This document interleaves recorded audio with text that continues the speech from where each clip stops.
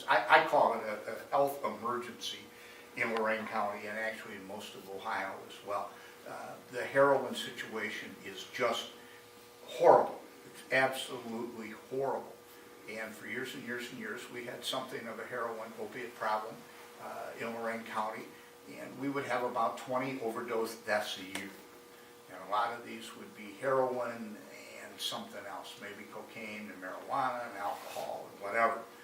But in 2012, we went from 20 overdose deaths to about 65 in a year. It tripled. And law enforcement said, we got to do something to try to reverse this. We can't arrest everybody. There's just too many. So we knew of a drug that had been on the market for a number of years called Narcan that EMS people and hospital emergency rooms used.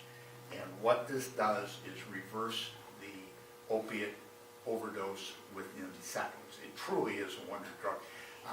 It doesn't bring you back from the dead, but it brings you pretty close back. And today it's the 16-year-old girl from Rochester, and it's the 29-year-old mom from Grafton, and it's the professional person from O'Leary.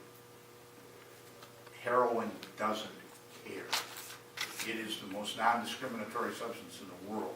It will addict you without regard to race, creed, color, national origin, or economic status. And I've never put a drug user in prison.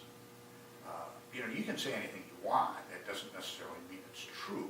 But if you're going to take a stand publicly on a pretty important issue, you ought to be right, I think. But users don't.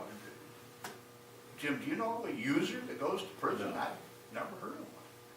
Guys that are selling this stuff, that are ruining lives and killing people, they should go to prison. They're bad people. You know, they're selling poison, and they should be held accountable for it. But what we have started to do, and we just a week ago, we had our 14th one. We started with the prescription turn-in days. So if you have a lot of old used pain meds at your house, don't leave them laying around where your grandkids can come over and steal them.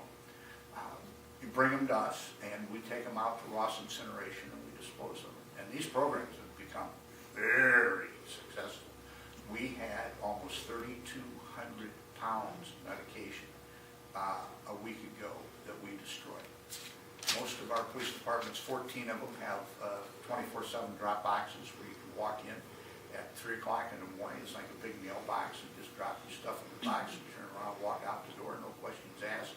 We don't care who you are, we don't care what you bring us.